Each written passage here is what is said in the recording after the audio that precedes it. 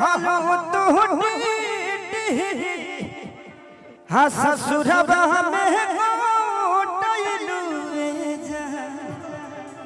तला के सैये के बेला रोटी खइलू जान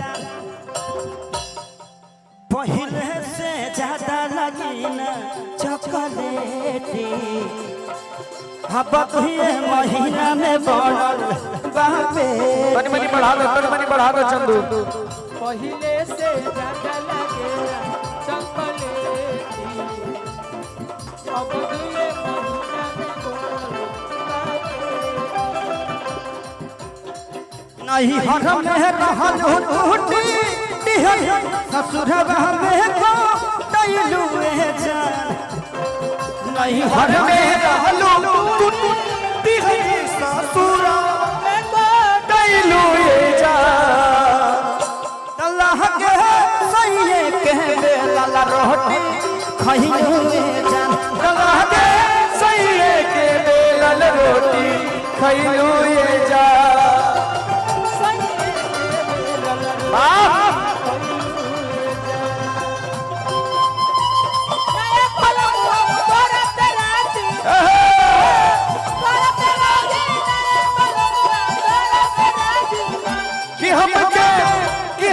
हमके तीन चीज मंगवा बलबुआ तोहरा से राजीना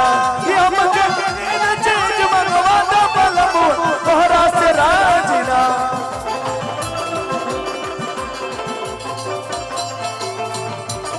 आगे सैये के बेलन रोटी खइलू जा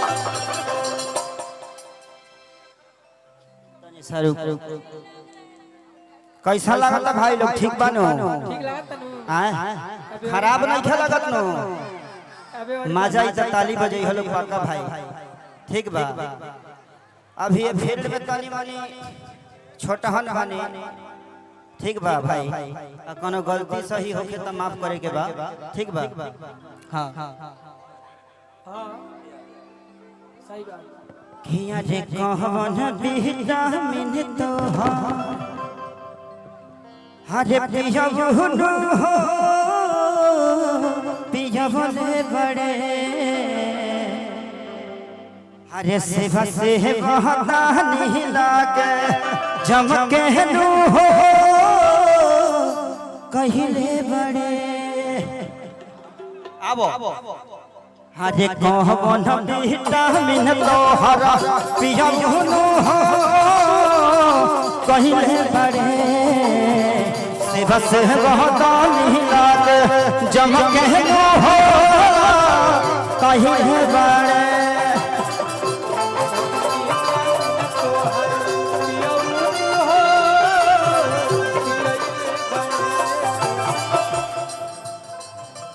सेवा तो हर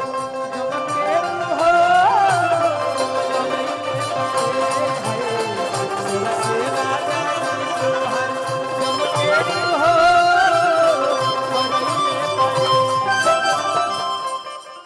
सोनू के करदानी के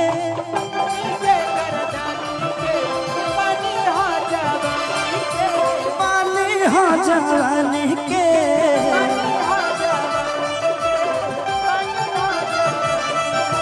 सोनू के करदानी के पानी हो जवानी के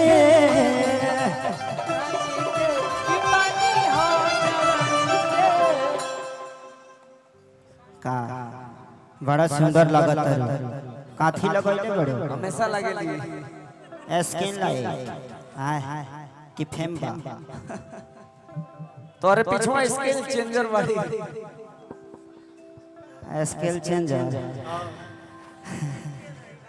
हाँ स्केल है लोग ये लोग स्केल है ना हमनी के हाँ एल नु सुर धराव लो हाँ तब न एक से एक धुन पकड़ेला फिर से हाँ ओके हाँ ये पानी हो जवानी के आवा विटामिन तो हर पियो हो पियो बड़े सेवा सेवा करी तो हर लागे हो